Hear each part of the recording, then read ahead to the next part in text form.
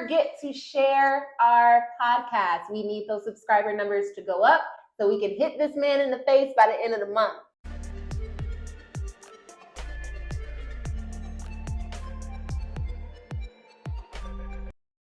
Welcome back, Squabble Podcast. Thank you so much for tuning in. Again, we have Mr. Van Eric, who has graced our screens. He is going to be a lovely addition on today's podcast. Also, quick side note, please spam the comments and hit that subscribe button if you have not yet. We want to see Bahama get pied in the face. We have all of, what's today? We have all of about 10 more days left until he gets pied. So please share with a friend, a family member, even your enemy. They can subscribe too. We are at 1,600. So you guys got 10 more days roughly to get 400 more people, and it's okay though. You can do it. Y'all go crazy on October 2nd. I believe in y'all. Yeah, please go crazy. I gotta get my kids back. Well, as usual, we start off with a game, so we're gonna start off with push the button.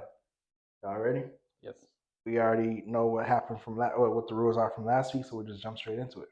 So, you win the lottery, but 3 random members from your family die instantly, and you don't get to pick. Damn it. Nope. Nah, I won't do that because it's random. If it wasn't random. Yeah. If it wasn't random. Wow. I still don't have to. So you're saying if you would have got the pick, you would push the button. Next topic. Unlimited source of food, but every time you eat, you get horrible gas. Oh, That's that's normal anyway. Yeah. That's like now. Yeah. Really? I'm lactose intolerant. I eat cheese every day. Mm-hmm. So yeah. Okay. The ability to teleport anywhere, but once you go there, you can never go back, and if you do, you die. Oof. Oh, so it's like last time, but you changed it up. Yeah, changed it up a little bit, yeah. So I can teleport anywhere. Mm-hmm. But enjoy what you have in that moment, because once you leave, you can never jump back. And if you do, you will die. Or if I don't jump back, I just drive there. Okay, loophole. I don't know. Okay, for the sake of it, you could drive there, but you just can't jump. You can't use your power to get Oh yeah, that's fine. Yeah. That's fine. Okay. For sure. Ability to control the weather, but the weather is gonna be based off your emotions in the moment. Oh, 100%. Really? Mm-hmm. So like rain, fire, and hell. Oh yeah, I forgot we're pushing the button. Yeah. I just had my thumb up. Nah, you good. Fire and brimstone Monday through Saturday. Damn. Y'all gonna know when I'm at. Stop world hunger, but you bring back slavery. Nah, y'all could be hungry. Yep. I ain't doing my people like that. I'm sorry. Yeah. Okay. Well, but that's again who's gonna be the slaves? He said bring back slavery. That's true. Which refers to the old times. No, sir. That's true. Not doing it. So we put the white people in jail. Yeah. Oh. It's already starting off. It's revenge time, man. Take away the world's poverty problem, but diseases get 10 times or 2 times worse.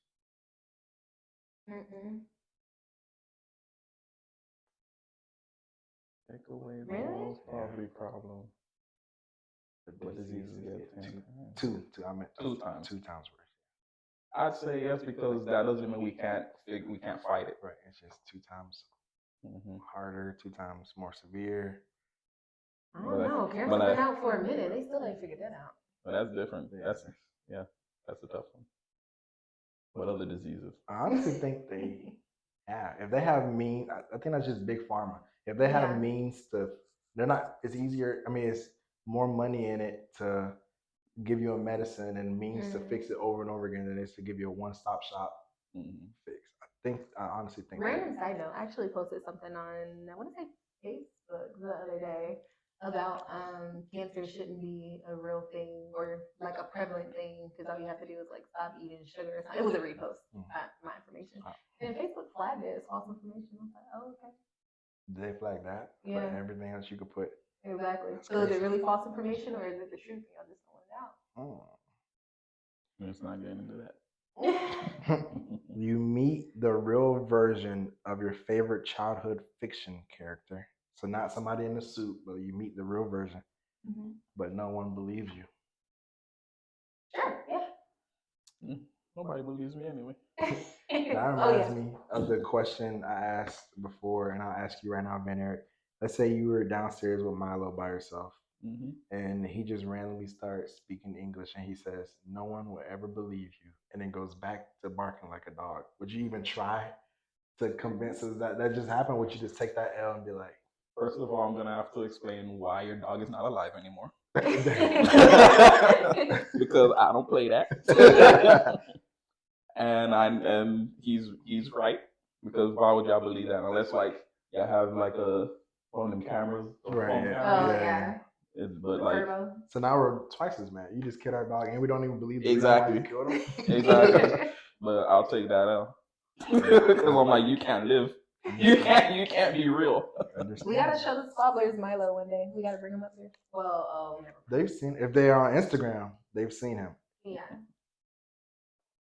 So that's on them. If they want to see him, he's on our Instagram. Yep. On the Squabble page. You will obtain enough money to live comfortably if the person that last spoke about you dies. But I want to know who that was. Nope. I just talked to my mother. I'm like, it could have been my mama. No. But that doesn't mean she's speaking about you right now. Somebody else could have spoken about you. Oh, so it could just be like it could be you right now. Yeah. Talking about me. Yeah. But I can't take the that moment risk. You push the button. I was about to say what? The moment you push the button, the last person who said Van Eric, last person said Brittany, last person said Bahama. Well, there's a lot of Britneys out there. But come on, they know. They know it's Yeah, come on. Nah, that's different for y'all. How many Van Erics and Bahamas are there? That's what I'm saying. Yeah, so that means it's most likely someone. Yeah. So like, nah, I can't take that risk. I got another one. The beginning is the same, but the second part is different. You will obtain enough money to live comfortably for the rest of your life. But if the next person that's offered the same thing pushes the button, you die. Oof.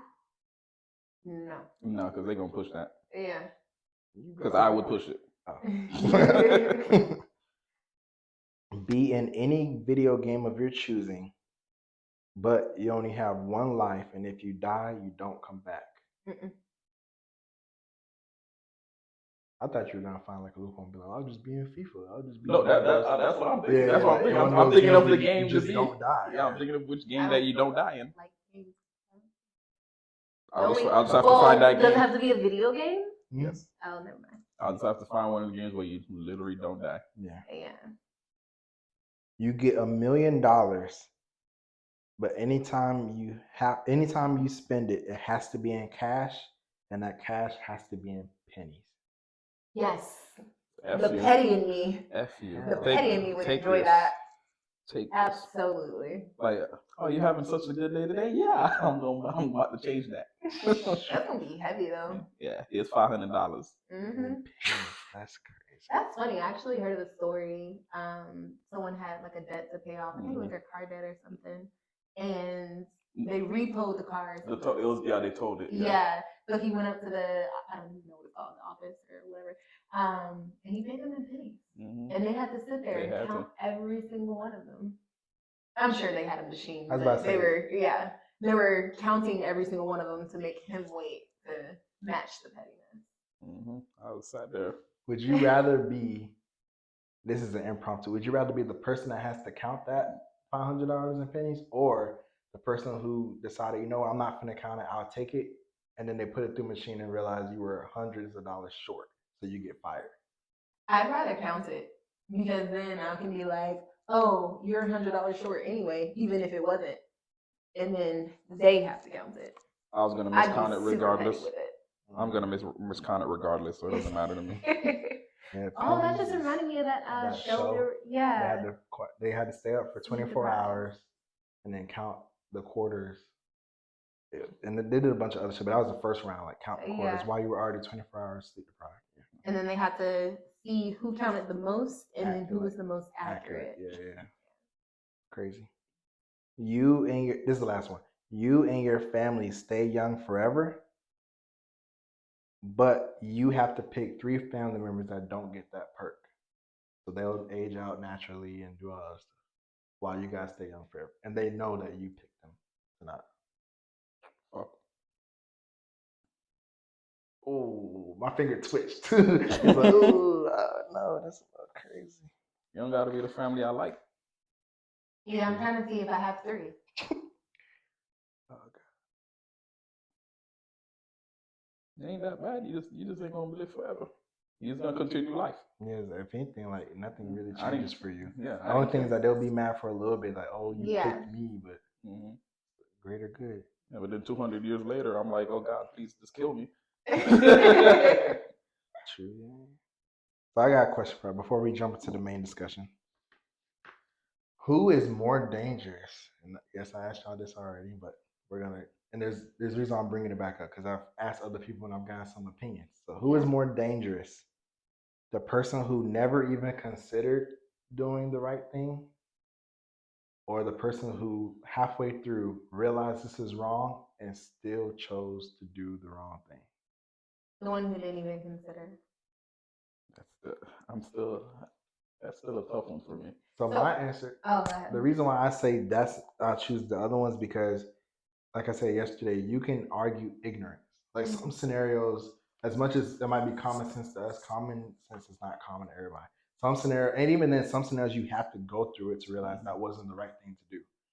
So it's like you can argue, oh, he or she just didn't know better. The other ones, like you consciously thought that, okay, this is not right, and you still went through it. That's worse. But okay. So I choose the one where he didn't even consider, because the one that did consider and still went through probably had a valid reason as to why they went through. For instance, it can be something that someone did him wrong, and yes, 2 wrongs don't make a right, but you gotta get your get back. But the person that didn't even consider it, they don't have the mental capacity to even go through the thought process of why something's wrong. That's more dangerous. That is okay. All right, so I'm answering both then. Yeah, that's what my coworker did. So my coworker, he said both because at the end of the day, it's all about action. Like we were all 3 of us walked into a random mall, saw $500 on the floor. Of course, our first initial reaction is like, pick it up. But it's all about what you decide to do next. Anybody could think anything. People probably think, I'm like, do A, B, and C, but do they actually act on it? That's the part that's like, you know what I mean? Immediately, that's a PS5. Oh, $500. Like I never even thought about the consequences of who this is for. I was walking out. But I get that PS5. I bought it. Yeah. I have $500. So to answer the question, I still think the second one is worse, but I do agree the first one is more dangerous. The first person is, I consider that person to be like more impulsive, more likely to just do something just because they feel like it in the moment. If it were me and I were to go rob a bank, I'd rather have the second person be on my side than the first person because there's always that one guy in every movie or that one girl in every movie that they just go off plan. And they shoot the person and like, yeah, we could have robbed this bank and everybody could have lived and we could have gone. Now we're accessories to murder. Now we're wanted on another tier because somebody's dead. Yeah. Now we have a hostage situation because now nobody can leave. It's just always that one person who's always the wild card. I don't have time to be thinking about extra shit.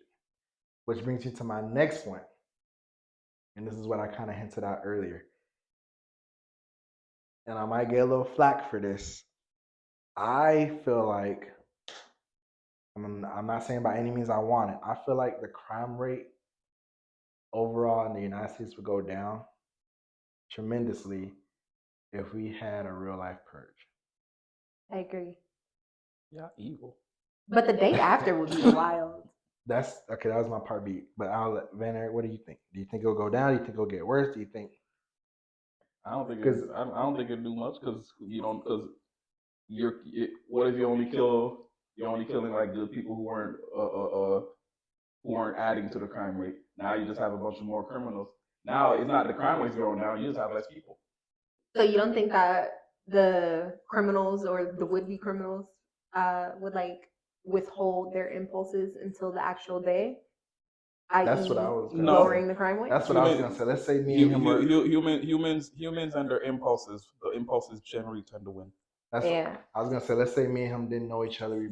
We got into it at a rent. I keep my mind still on the mall for some reason. We got into it at the mall. In the moment, I'm not gonna sit here and be like, wait till Purge Day. Exactly. I'm gonna find your ass. If anything, I'm gonna act on it then, and then you know. What I mean? But for the people, my part B was gonna be, unless there's somebody there, like let's say the siren goes off at 12 a.m. midnight, Purge is over. A lot of people can't switch off. They've already murdered, stole, did all this other stuff for hours, and then all of a sudden one alarm's supposed to just make me stop, but nobody's around to stop me. And honestly, how would that even work? Is it going to be 12 o'clock in each different time zone, or is it 12 o'clock here, 11 o'clock here? That's another situation, because if I can commit a crime at 12 o'clock here, that's actually it would have to 8 be like o'clock a over 12-hour period. Whatever your It's time not zone, gonna you get 12 hours from now. It's not. That's the work. only way it would work. Like if it's 3 o'clock for you, 2 o'clock for me, 1 o'clock for you, it has to be. That's when it starts, and you get 12 hours from this point. Random side note, that's actually really weird too, because some people are actually born. Let's say how you were born on the 11th and I was born on the 12th. But if you were born, let's say in California at 11 p.m., but I was born in Georgia at 3 a.m. We were actually born at the same time, but we have 2 different birthdays. That's cool. Yeah. And you're considered older. Yeah, that's crazy. That is crazy. I said that backwards. Georgia would be the 11th, and then Cali would be the 12th. Actually, now that I'm thinking about it a little bit more, something like that. I know it's a 3-hour difference. Wow, I just confused myself. Cali would be first. So Cali's the 11th, and then perfect. Now that I think about it a little bit more, I don't think it would make a difference, because let's say crime rate overall in the United States is 60%. Just throwing out a random number, and then we enact the purge next year, and it drops to 20 miraculously. On Purge Day, you're gonna get that 40 right back. Not really, because that's not considered a crime on Purge Day. No, it's still considered a crime. There's just no repercussion of it. It's still bad. Yeah, that's the whole thing of the purge. You can get 12 hours or whatever that time frame to go do whatever, and you don't have to worry about the repercussions of jail, this, that, third.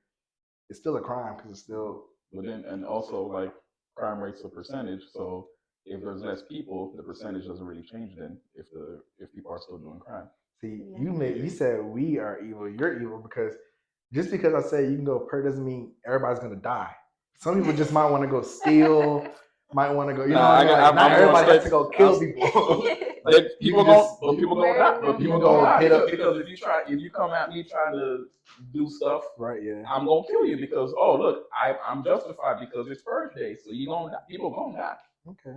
The security systems would. Because I'm gonna kill somebody. Yeah, for sure. That would be a very lucrative business to get into if the purge was real.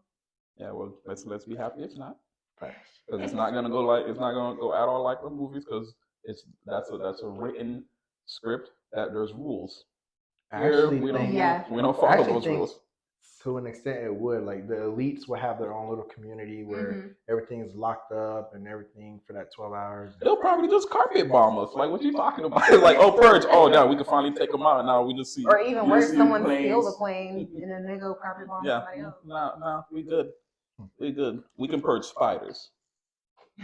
Let's do that. Spiders are actually very don't do that. Don't do that. Don't do that. That's a lie. Because why do I still have mosquitoes then? Because we're over here killing spiders in our house, but we can't catch the mosquito that bit us 6 times on our leg. We're the spiders. They serve no purpose. Let them live.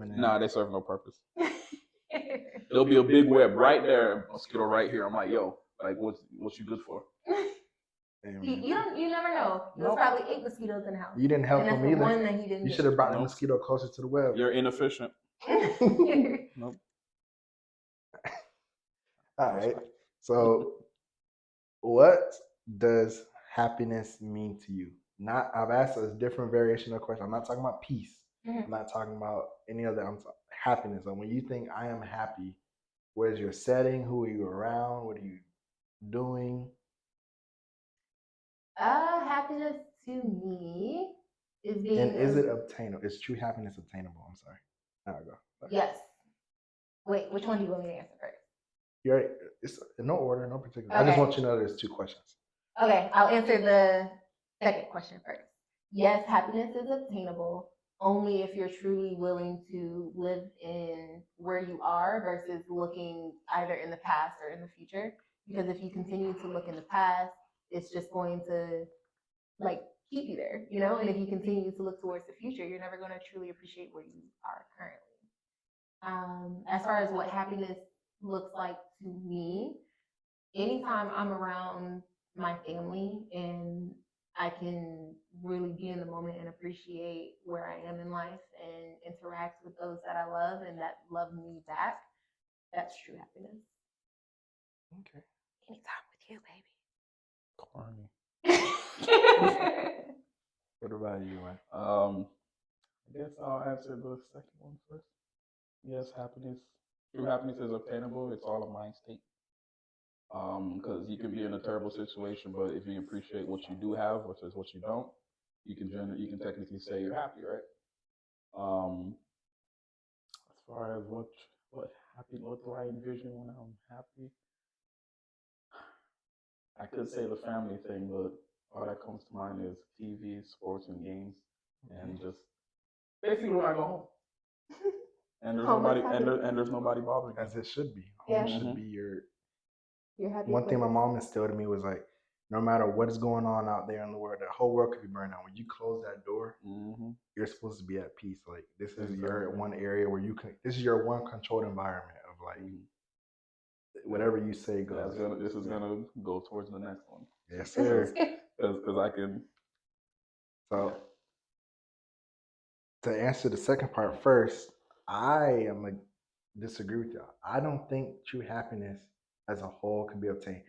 Because look at us as a species, we're always looking for the next best thing. We can't like yes, it's easy to say, yeah, just be content in the moment, but we're not wired like that. Mm-hmm. The simplest example is the phones that we're using to record this podcast. Like there's already the 15 is about to drop, and they're already talking about 16. It's always what's next. Yeah.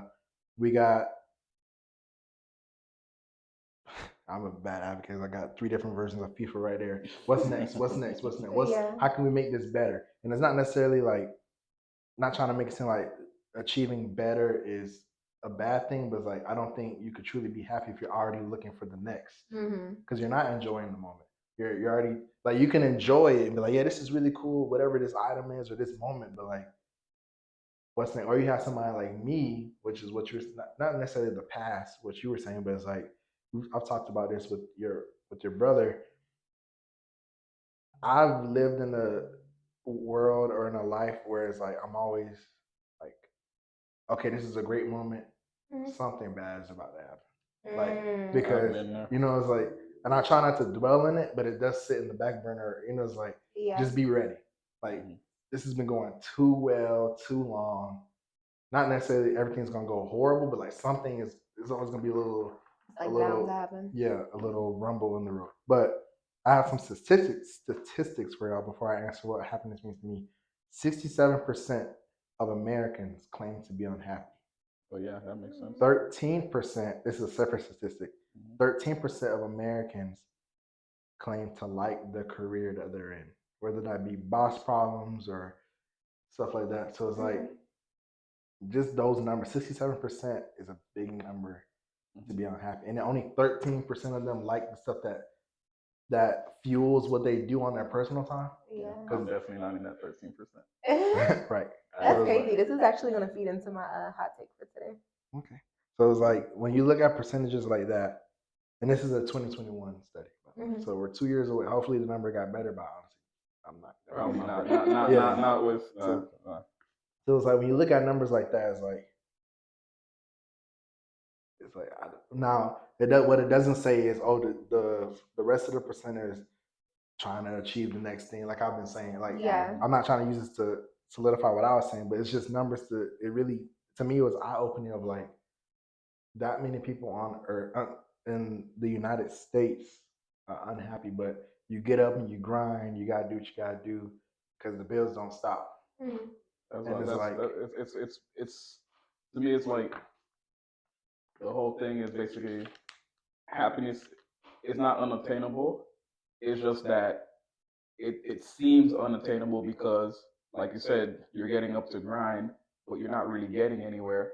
You're constantly in the same, you go to the same job, make the same pay the same bills, but you don't. hamster wheel. It is hamster wheel, and you're trying to make more to get more to be happy, but it's almost impossible to get that more until something happens. You get a promotion or you find a better job, this, that, and the third.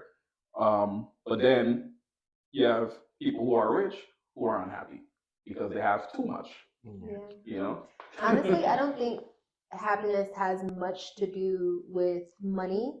Don't get me wrong. If I'm sad and depressed, I'd be a little bit more willing to be happy if I had $1 million. But happiness is a choice. Yeah. Even if I have $1 million versus if I have $0 in my bank account right now. If I choose to be happy, that's what I will be. It's for people out on the street. This is like a capitalism thing. Like honestly, happiness in a capitalism sense. Yeah. Is more money.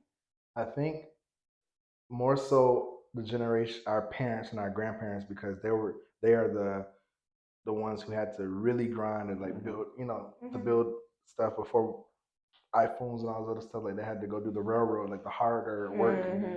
I think happiness often takes a back burner to comfortability and lifestyle, because I want to say you said, I don't know if I kept it in the podcast, but I believe you said it, and I've said it to a couple of times in conversations where it's like, growing up with foreign parents, you were told be a doctor, be an engineer, so you can, because something that will never die off. Something that will be there because people are always gonna get sick, cars are always gonna break, computers are always gonna fuck up. They need somebody to fix it. The happiness will come later, but do something that's sustainable and concrete, and then go be happy with the money you with the stuff you buy with that money. But don't sit here and be like, yeah, I want to be a singer, and then what I mean, like we've had conversations where my mom has told my siblings like, hey, like cool for the project of what do I want to be when I grow up, but that's not like that's not sustainable. You're the 1%ers of Beyonce's and Alicia Keys and all that. Like the odds of you, like, just be realistic. She's very, like I've said before, she's very blunt. So it's like comfortability is, to me, not saying like I'm unhappy right now or I'm okay with being unhappy. Comfortability is not a bad placeholder for happiness in my head. If I'm comfortable, I can sit here and be like, okay, I'm comfortable. I'm not struggling paycheck to paycheck. I'm comfortable. I'm here. I'm good. I can sacrifice a little bit of happiness for that. And to me, is a way, can comfortability come number one and put happiness number two in your life if everything was up to you? That's a difficult one because sometimes I'll be sitting there, I'm like, I mean, I'm pretty comfortable compared to where I was before, but I can do better, and then that makes me uncomfortable because I feel like I'm not doing enough, and that goes to, you're always looking at, okay, what's next? Like, yeah, I'm happy here, but I could be a little bit more comfortable if I did this. And I have one more thing, but I'll let you answer the first original question. Like, can happiness take second placeholder to comfortability in your life or in your mind? Yes, it could, but I'd like to think I'm a happy person. It's like the small things in life that I find joy in. Like today, the guy on the side of the road who had the sign like "Smile if you poop today." That made my day. It was funny. It was cute. So I don't necessarily say it's one or the other. I'm comfortable and I'm happy. Yeah, I wasn't saying they can't live synonymous together at the same time, but I was just saying like comfortability over happiness. Yeah, like I think if it were somehow you had to pick A or B, I would pick comfortability over happiness. Yeah. Overall, for me, it's just a mindset thing. Yeah, because like I agree. everyone has different, everyone's life went differently. So you can have somebody who's had a, quote unquote bad life, and even though they're gaining these things, they keep thinking, like she said, to the past. They keep thinking of where they were before and things like that. Ooh, that made me think of something, but I'll let you go. I won't forget. Please take this out because I'm gonna get canceled for saying this. When I was younger, I literally, the thing that made me realize this or remember this rather is when he just said it's a mindset thing. I did not understand depression as a child because I'm like, if you're sad, just be happy. Be happy. Yeah, like I didn't understand the bullying. Like if somebody's bullying on Facebook, just get off Facebook. Yeah, like I didn't bullying have the in mental person capacity is to different. understand it. The online bullying, I was like, if they're bullying you off your Instagram page, get off Instagram. Yeah. Delete the app. You won't get the notification no more. I didn't understand either. But the thing I was gonna say was, you said a couple minutes ago about money. I read somewhere that if you solely relied on your 9 to 5 income, you will never be a millionaire or rich or whatever, like, or wealthy. Rich is very true. Yeah. So it's like, and this will be cut out. We have some ventures we're trying to do coming up, and granted, I knew you had to spend some money to get somewhere, but it's like, I didn't notice it was that much. And like, of course, everybody, I consider wealthy is like, of course, you have money coming, but when do you break even? When do you get the money back that you put in initially? Exactly. And then some. That's when you're like, okay, I made it, or I'm wealthy now. But it's like, I've been doing research all day about it, and I'm like, damn, I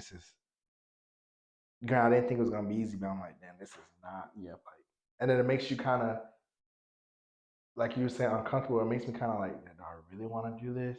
But it's like you gotta take that first step. Yeah. It's kind of like life is bullying you into staying into your 9 to 5. Yeah, and it's scary, like, because it's like, unless you have like a group or like somebody that's done it already and they're your mentor, it's kind of like, I'm taking this first step, and this is what I was trying to instill in D when he was with us, that like, you're at the age now where like you can fail a couple times. It depends on the failure. But you can fail it a couple times and bounce back. The older you get, the harder it becomes to like make those decisions because it's not as easy to bounce back every single time.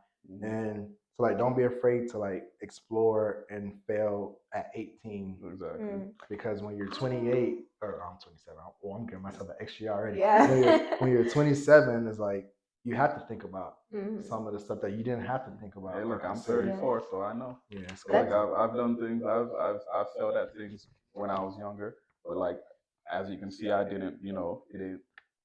It affected me, but like, it made me better in a sense, because like now I know what to do, what not to do. It's like, for example, like when I left one of my jobs, I started freelance photography, and like started doing decently well, but like I learned, what I could do, what I can't do, and things like that. And because of life, I stopped for a while. I haven't done photography in a minute, but like now I can start again because I learned what I failed with back then, and like now, if I want to start again, I can start from where I left off instead of having to start from zero with no knowledge. And because now I know how to do this, I know how to edit this, I know how to frame this and that, and I know make sure I have a contract, things of that nature. What were you gonna say? What you were saying earlier reminded me of when Kiari Mar was here, and she was saying how she wants her sons to be comfortable enough to do stuff with them and do the trial and error, because if they fail, there's like a safety net. But once you get older, that safety net is pretty much gone. I mean, your parents are always going to be there. Well, some people's parents, but see, I understand that, 'cause that's kind of how I feel about like alcohol and like smoking weed and stuff like that. It's like, I would rather my kids, when they're like, hey, don't do it, but when you're 18, I'll introduce it to you, because I'm not a hypocrite. I do it myself, But I'll introduce it to you so you don't do like I did in college, where you're this and drinking, you're driving. Right. I was crazy in college. Not at the same time. That's the first time I had. Not at the same time, but like, because I didn't have that freedom, being a Caribbean kid, you don't get all that freedom. So I'm there doing everything like, oh, this is amazing. I could have died at any point. So I rather have my kids like, hey, this is what it is. This is how this So you know how it feels Mhm. to be out of control before you're out of You control know with people how you it don't feels know. to be out of control in a controlled environment Exactly. versus out of control out there with Exactly. God knows what other elements. Mm-hmm. I have a follow-up question. It's gonna take it all the way back to the first topic, but it's something that y'all said in this question that made me think about it. What is the difference between a good, in y'all's mind? You can wrap it in 1 or 2 sentences if you want, if you can. Um, between a bad person and a good person who just keeps doing, who's done a few bad things. Like, what's that? Where's that? If you can, or if you think there is, where's that definitive line where that person has done a few bad things now cross over to being a bad person? I don't think there is a definitive line. I think it's a spectrum. There's good, there's bad, and then there's a whole wide range. Because a bad person doing bad things could still do good stuff. Yeah. And then a good person doing. So does that, not on like a spiritual level, but does that reset them? If a bad person does good things, it's almost like you're equal to a gray good area. person doing bad things. It's like, Yeah. but I think, to me, not a definitive line, I agree, but to me, it crosses over wherever that line is. It crosses over where the good person does the few bad things and makes a conscious effort to not do it anymore, versus the bad person, kind of like what we were saying earlier, the bad person knows it's bad and still chooses to do it, regardless of the reason, whether it's a get back or or fuck it or whatever. That's why I'm like, okay, you're a bad person. Mm-hmm. But it's that gray areas where it's like, is it ever okay to like, everybody's sitting in this room, everybody's definition of bad is different. Mm-hmm. Your bad could be like, oh, you lie all the time. Your bad could be you steal. My bad could be you hurt someone physically. And then we could all agree like, okay, I want to add that to my list. I want to add that. But it's like, when I asked you bad, I promise you, everybody probably thought something different. So it's like, Yeah. but it's like, I don't want to, and I'm glad you brought up what you brought. I don't want to write off the bad guy who did good things if we're okay with the good guy who did a couple of bad things. Exactly. I agree. There's just levels to it. Yeah. And I also want to build on. It's just okay. Yeah. I want to build on what you said too. It is definitely all about perspective, because that same person that could be the bad guy doing good things in your eyes could be the good guy doing bad things in my eyes. Yeah, So. there's a quote. I don't know who it is. Don't think it's anybody like super up there, like poetically or anything. But it's like, you're a bad guy in somebody's story. Yep. Mm-hmm. There's no way in hell you're the good guy in every single person you interact with story. Yeah. It's all about perception. That's why my mom's always, my mom's always brought up to me like, believe what you heard, take it for what you can, but don't let that change how you interact with that person. Don't be naive to it and be like, oh, they said, oh, this person stole, and you just leave your shit out for them to steal your shit. Yeah. But like, don't judge them until you see some of that stuff yourself. But but listen to it. Okay, take it what you can. Be like, okay, so you're questionable around valuables. Just don't leave your valuables, but don't treat them like a thief. Yeah. So it's like, but yeah, I like that one. That one just came to mind. The next one is friendship groups when it comes to comfortability.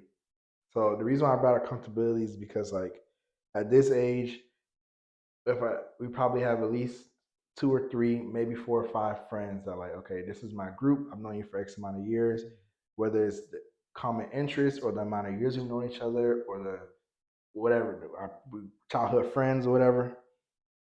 You're my friend group, right? Not the friends not the coworkers you go to the bar with after work, not the situational friends. Like, I would consider you guys friends. You guys met at work and you guys don't even work together and you're still in contact. That's a friendship. Because if it wasn't, when you left, the communication would have died out. Everything else would have just stopped, right? Yeah. So it's like, but for comfortability, where I want to go is for people that muffle comfortability and happiness. And before I get killed by Andre or Eli, this is not what I'm saying about our friendship. But am I happy with them because I got comfortable with them because I've known them since I was 10, or am I happy because of the interactions? Now that's something I have to answer. I'm not asking y'all to answer, but it's like think about whoever your people are in your head. Are you you don't have to say the names, but are you comfortable? Are you happy with them because you got comfortable with them? Yeah. And I don't mean comfortable like I can confide in. I mean comfortable as in like I just don't feel like making new friends. So I'm comfortable in this friend circle, this friend group. Or are you happy because of how they actually make you feel? I think it's because you choose to be intentional. For instance, everyone already knows I grew up with one friend, Ashley, and it got to the point where we were just reaching out like for birthdays and Christmas, and I want to say it was either last year or the year before. I texted her. I was like, "Hey, I apologize for like how the friendship is basically set up now, and I want to be more intentional. You are my sister. I want to be there for you. I want you to be there for me, and I don't just want this to be a happy birthday, Merry Christmas friendship." And since then, it's been back like we were kids.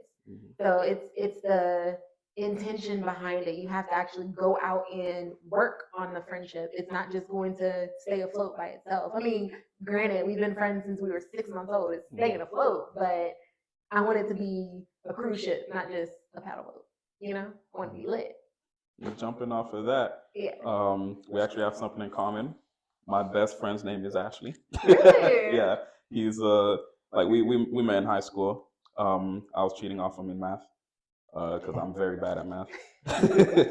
But like with going that, it's like it was more like we had things in common. Like especially like in high school, like I'm listening. I went to out North Miami, nothing but Haitians and the hood and stuff like that. So we shared some of the same things. Like I'm starting to listen to rock and metal and stuff like that. And people are like, what the hell's wrong with him? So we shared some common interests, games and stuff like that. And then without saying it, like basically it came to a point where like if he wanted to confide in something that he couldn't tell other people, he would talk to me and vice versa. And like I'll be able to tell him like you're wrong, or I think you're wrong, and maybe you should take this step, and vice versa.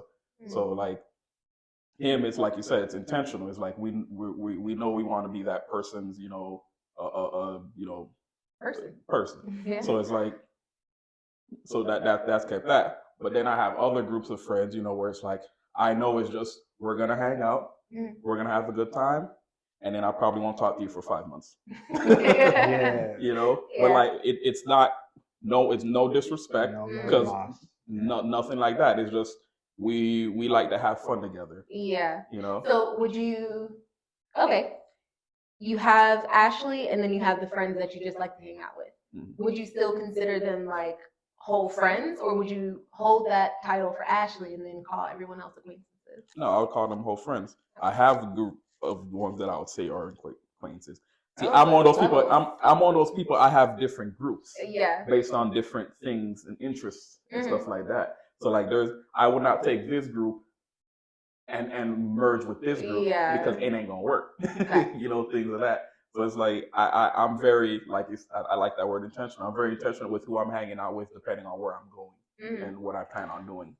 I have a question for you guys. I don't know if it's as big of a problem with guy friends, but as a girl, and as a girl who's starting to get more friends, I have noticed that I personally like when my friends become friends, but it has been a thing. It doesn't always work. It does not always work out. And that goes into what he was saying, the groups. Like that you might, I'm sure obviously you had to know, this person, I feel like they will mesh with this person. And sometimes you might be right.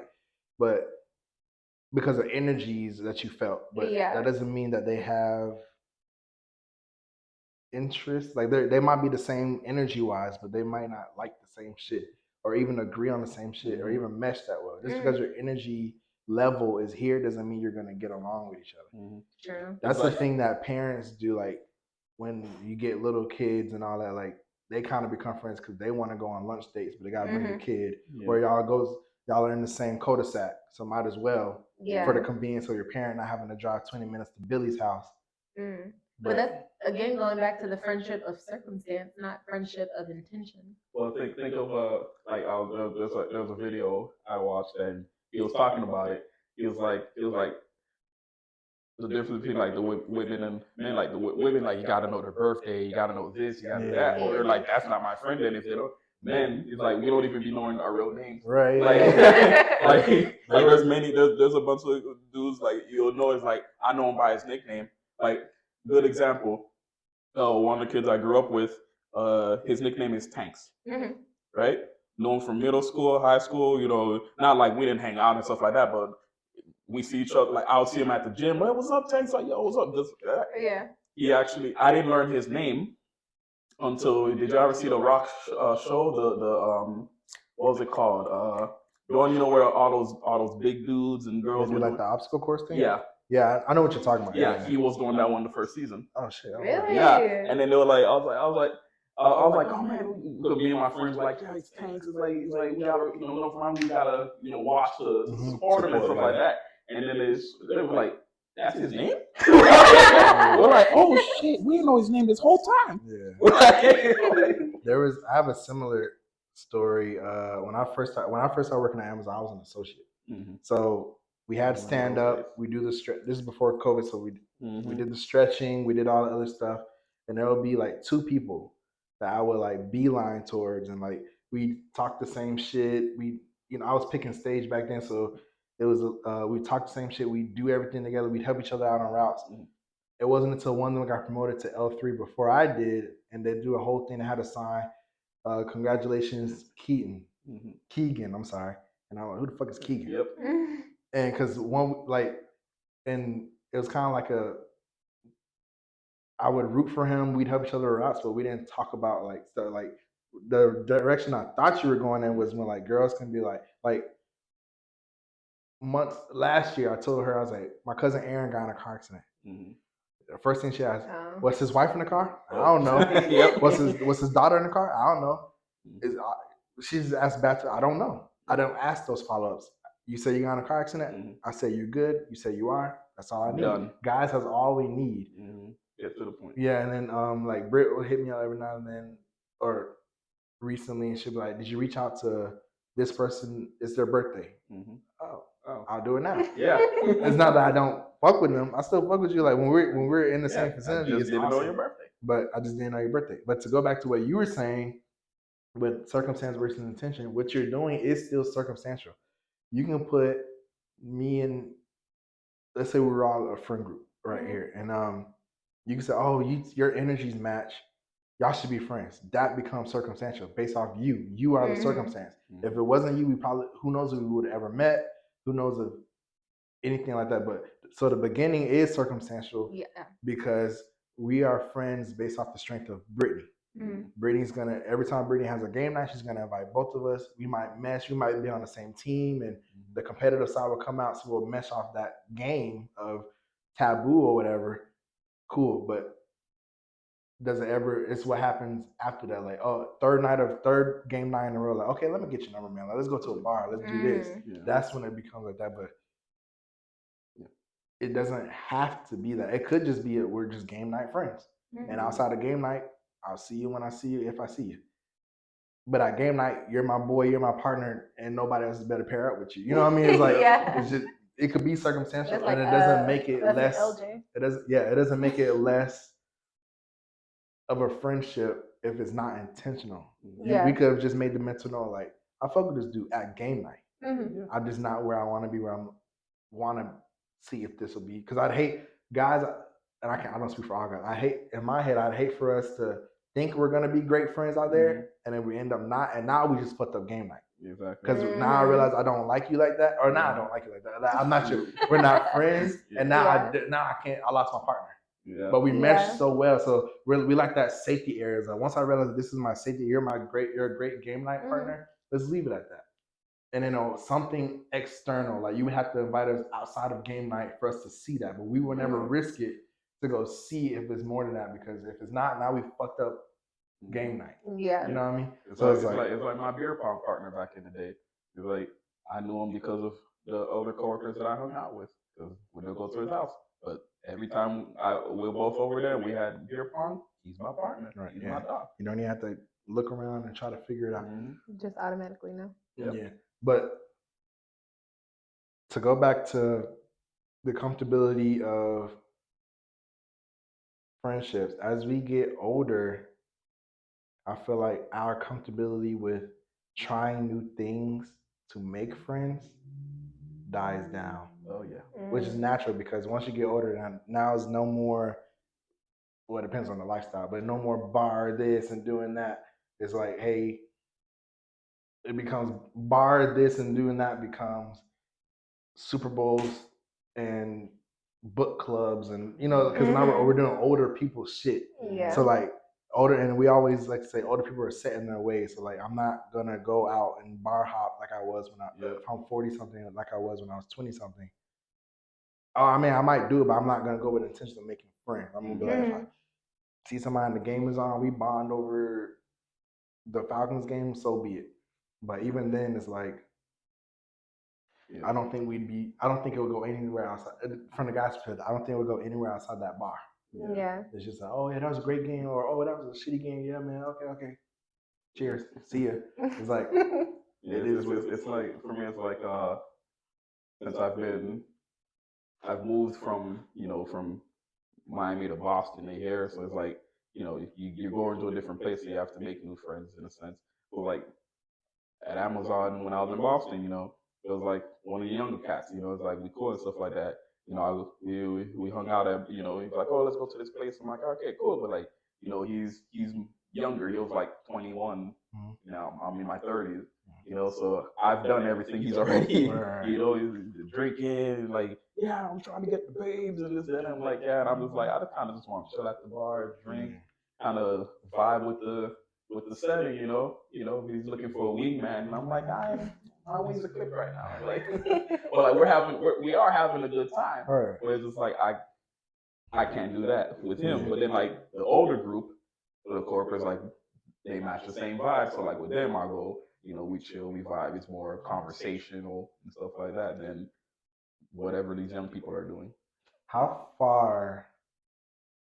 And this is kind of a hard question to answer, but like, how far is too far when it comes to like, I'm just not willing to do that to make some friends at this point in your life right now?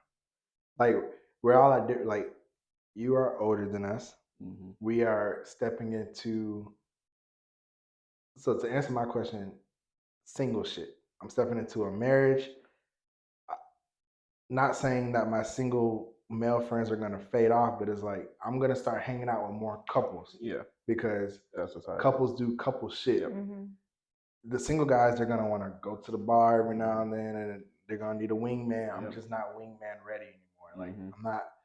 Actually, I mean, because when there's a wingman, I'm just helping you get the girl. I'm not trying to get anybody. So maybe I am, but it's like I just don't want to. Yeah. I'm like, want to do couple shit. I want to go double dating over here and escape room this. Well, that's single people too. But you get what I'm saying? Like as you step into whatever chapter of your life you're at, it's like you have to kind of be ready to let go of what was, to embrace what is or what could be. Yeah, because it doesn't even have to be like extreme. Like I'm not hanging out with you no more. It's just hey, I'm not doing here this and that. Like I have a different dynamic now. It's like we're still gonna hang out, but like I don't really want to do that kind of stuff. You've had to realize that over time as you became a young adult and you started becoming into yourself, which brings us to the next topic of, as you start doing that and you start living by yourself, like how do you think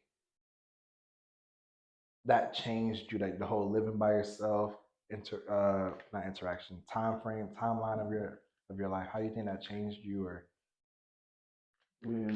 I'd say like it lets you like really sit down and like realize like who you are as a person in a sense, Because like I know that's like a cliche. It's like find yourself type of deal, but like it's real.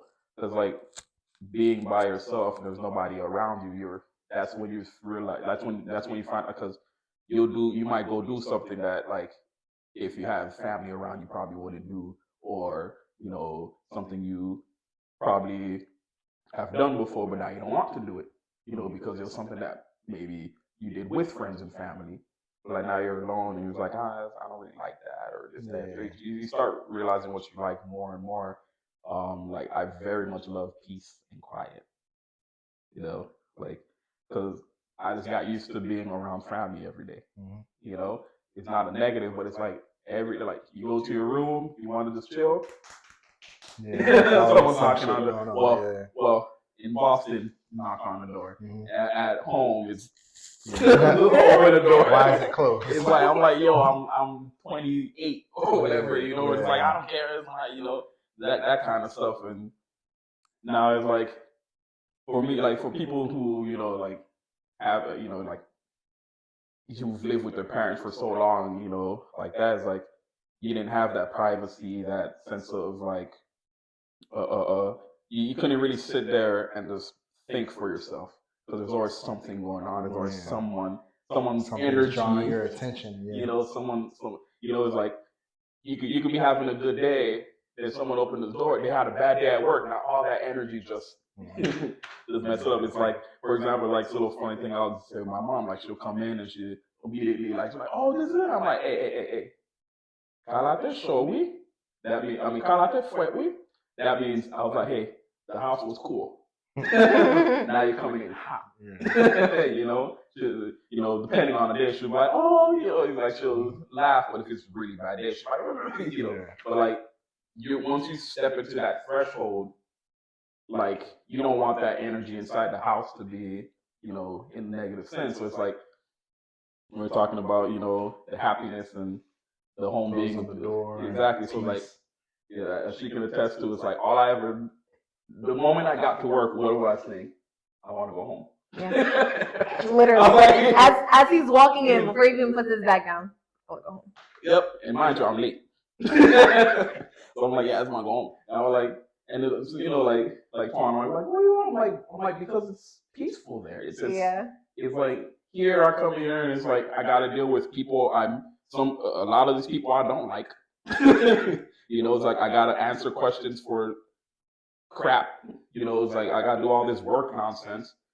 I like to just be home. I'm chilling. I have what I like there. I'm hungry. I'll go cook myself something. It's like we chill. It's a nice peaceful. I set it up so it's like I'm zen when I'm at home. Outside, that's where all the craziness happens. Inside my home should just be nice and chill. So then I find out like that's what I want. Like when I do, have somebody, I want somebody who's doesn't make the home crazy. I'm not trying. Funny enough. I'm not trying to deal with all that. Like I just come from work. And I'm like, yo. Like, not in the sense of crazy in the way you're talking, but my household and my friends used to always make fun of me. Like it would be when I was living there at my mom's house, it would be my mom, my grandma, my two siblings, and me. So there'll be 5 people there. And then they will come in, let's say through the garage, go straight to my room, and it'll be hours. And then we'll go downstairs, and everybody will be in the kitchen. And they're like, everybody's been home. I was like, everybody's been home this whole time. It was just quiet. Growing up in that, and also living with myself, and then moving in with this crazy one who would just randomly bust out singing. Like I'll be on the couch chilling, and she'll just start bursting out singing. It took me a long time to get used to, almost to the point of annoyance. Because when you get used to, like when you grew up in quietness and all of a sudden you're quiet, you're peaceful, and then and it's off tune, and it's all this other stuff, there's different variations of the song because that's just she's a goofy person. At first it was like, oh, okay, and then it's like, all right. 4th day in, it's like, okay. 2 months in, it's like, first movie in, it's like, oh, this is how she is. Then it's like, obviously you make a conscious effort to try to get used to it, but you're so used to quietness that you can't tell the person you're living with. The person who visits, yes. The person you're living with, you got to cut that shit out. I mean, you can, but it's like, you got to pick your battles. Like, I can tell you to cut that shit out, but I can't cut out every single thing that makes you you. Because this is also your space. Exactly. So I'm not gonna lie, and I'm pretty sure we've had this conversation. When I first knew I wanted to leave Alabama, she was also in the moment where in a moment of her life where she wanted to move out. Because she went from regular schooling, college, back to parents' house to now I want to go. So I just know I don't want to live here. And I remember very briefly, we both were looking at apartments. And I told her, I was like, I would like for you to go live by yourself because I want you to figure out what it is to live by yourself, not what mama wants and not what dad wants. I'm doing what Brittany wants because Brittany wants to do it. Mm-hmm. Obviously, that didn't. Yeah, because we realized it just made more financial sense for us to just go ahead and move. We already knew we wanted where the shit. I didn't propose yet, but I knew I wanted to propose. I already knew what the end goal was. I had to talk with her dad just to make sure, because he's old school. I had to make sure, I was like, as much as it looks like I promise you, I was like, I promise you, we're not shacking up. Like, I do have an end goal. And of course, he said yes and all that stuff. So we moved in, and this is the part where I'm not sure if we had this part of conversation, but when we first started moving in together, and not just from being a roommate perspective, but it was a lot to adjust to, because not only is she having to realize how she is outside of her parents' house, she's having to realize how she is with her future husband. So it's like, or at the time you didn't know, so her boyfriend, because she didn't know I was gonna propose. So it's like I had to sometimes catch myself and be like, give her some slack, because it's a huge burst of freedom that overcomes you, where it's like, I can do this because I want to, and who's gonna check me? It's my house. But it's also I'll be like, we're at different points. I'm like, I did this X amount of years ago, so I was like, is this what I was like? It's like that outside looking in, but I don't remember if I talked to you about this, but I was like, I would have hated if X amount of years down the line, you look back, not in a regretful way, but just be like, I wish I would have took that chance to live by myself just to experience it. Because you went from living with your parents and your brother to he moved on, and you went to college with roommates, came back, even though you were doing like the landlord rent thing, you were still living with your parents. Then you moved in with me. So it's like you never really got to live by yourself. And now that I think about it, my mom used to joke about it, and I actually think she's right. I never really did either. In a sense, I always had something. Like I had the first OG dog, Ace, the miniature poodle.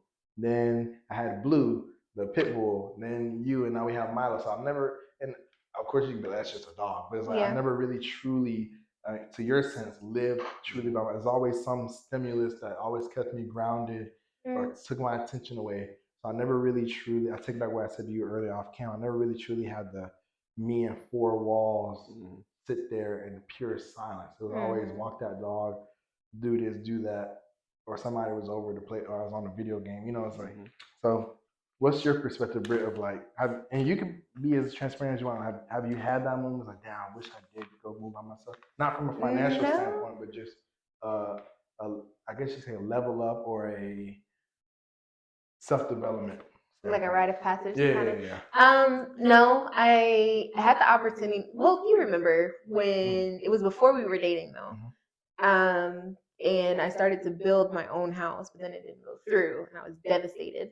I feel like that experience in itself built my character a bit, and it humbled me a lot, because I grew up this entire, I think at the time it was 24, 23, something like that.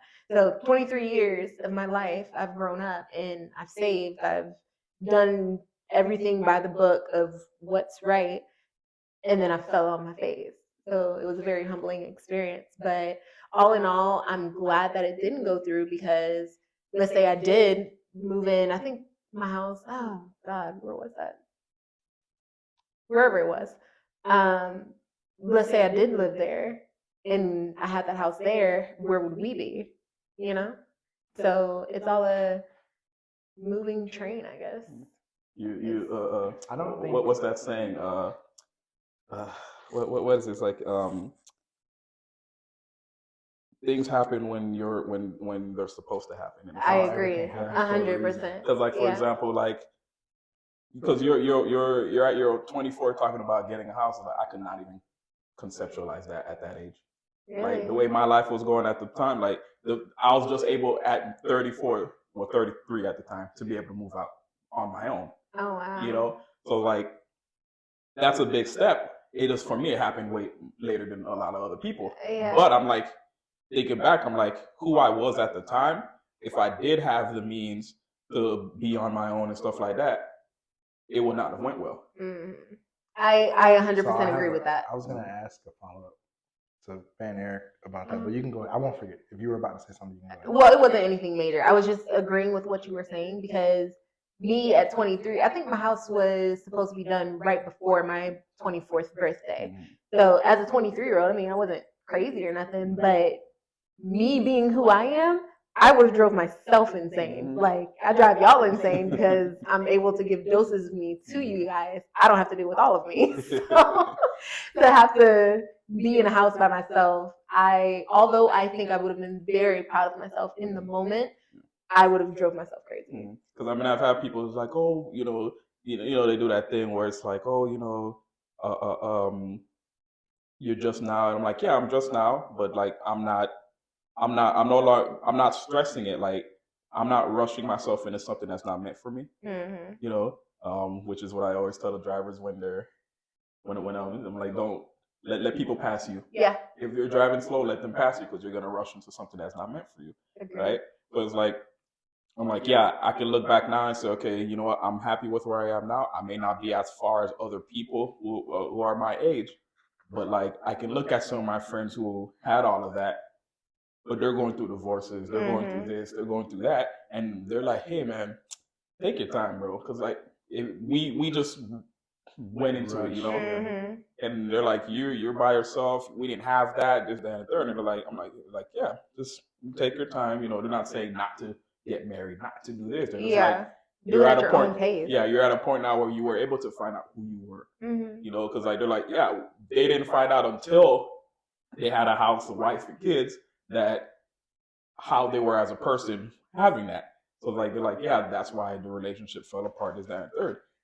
Now they can start that process again because they know who they are as a person, what they allow, what they like, is that and the third. Right. So it's all about the person and what you're ready for at the time. All right, don't rush into it. Getting alone is awesome though. So before I asked the follow up, that was actually I overthink a lot. It could be the smallest thing. Not overthink in a sense of consuming. I just like to weigh the options. Is it worth it? Am I gonna get anywhere near the outcome I think I'm gonna get by doing this? If not, probably shouldn't be doing it. Does it stop me? Sometimes no, but at least I like to go through it. I know. So it's like I went back and forth about if I should even talk to her. Obviously, I ended up doing it out of respect, just so that way I knew he was a little older. He's not old school, but he has old school tendencies. So I was like, let me just go ahead. And one of the things that I'm really glad I pushed for before we moved in was like I would have hated for October 28th to come around and then we move in together, and that's when I find out I don't like this motherfucker. Exactly. You know what I mean? No, it's like I have to live with you before we get married. No, but I also always play devil's advocate. The other end was like once you already start doing, like you were doing wife stuff before I even proposed because we were living together. So it's like I can get that shacking up mentality from a guy's perspective. It was like, well, if you're already doing it, I don't have to put the ring on it. Like we're already living it. So I can get the older school perspective of like, well, that's a dangerous road to go down. Like make sure you solidify like the security of the relationship and all that other stuff. But the follow up for you, Mr. Van Eric, was. Before you ask the follow up, let me piggyback on that though. The thing is, I think it's important to live with each other before because, yeah, she's doing the wife things, but now she can. She can do it. Now she can know you can do the husbandly things. So if you wait till that day and then like none of you are doing those things, right? That's what happened. Like I rather you have that time. It doesn't even have to be. You don't have to be living for just 2 years. It's just for example, you're going married in October. Start living together in January. By the time October runs through, you should know. Well, hopefully before that, because by then deposits are made. Exactly. It's not, you can't get the money back. You're only gonna get 25%. Yeah, so let's say before the proposal. Yeah. But so the follow up I have for you was, do you feel like you waited to move out because of the comfortability, or you just want to make of like how you're, because we talked about how Haitian moms are And also, or was it you just wanted to make sure you were financially right and ready? It was pure financial. Like I just could not. At the time in my 20s, like keeping a job was difficult. Living in Florida, everything's cost this much, but they pay you this much. Like it just was not in the cards for me. Even when I like had a decent job and I was going to try, lost the job. Like things of that nature. So when I moved up to Boston, it was like a reset. It was like growing up there with family. My aunt she was like, look, yeah, we have a room. You're resetting everything. So I got there. I had the Amazon job. I had the orientation the day after I got up there. So I told her like, I'm not here to mess around. Got up there, did all of that until I was actually trying to move out, by like 2020, but then COVID happened, so never made thing. But things happen for a reason, in a sense, even though COVID was terrible. But I was able to make more money because Amazon was paying out the ass during COVID. Exactly. So, and I was thinking, you're not going out as much because you're not going out at all because you just work home and work because everything's closed. So then, by the time where I was working, the station I was working at, when they were talking about they're going to close and everything, I was already ready to start getting promoted to L4 and everything. So I was like, financially, I can do it now. Which is also funny because like when my parents visited, being a Caribbean household, your parents don't say the word proud all the time. So it's one of those things like when they give you compliments, you don't know how to react. So my mom's like, because she saw like I kept my place decent. It's not like because parents, they expect you to walk in and it's a shitstorm. No, they expect like I can't. But she's like no, this is what I do. She's like, oh, I'm proud of you. And I'm like, huh? I'm like, what did she just say? How dare you? Like, but it's like, but like it's also, it gives you that sense of like I accomplished something. Like and it's like I say, anything you accomplish, big or small, just appreciate it.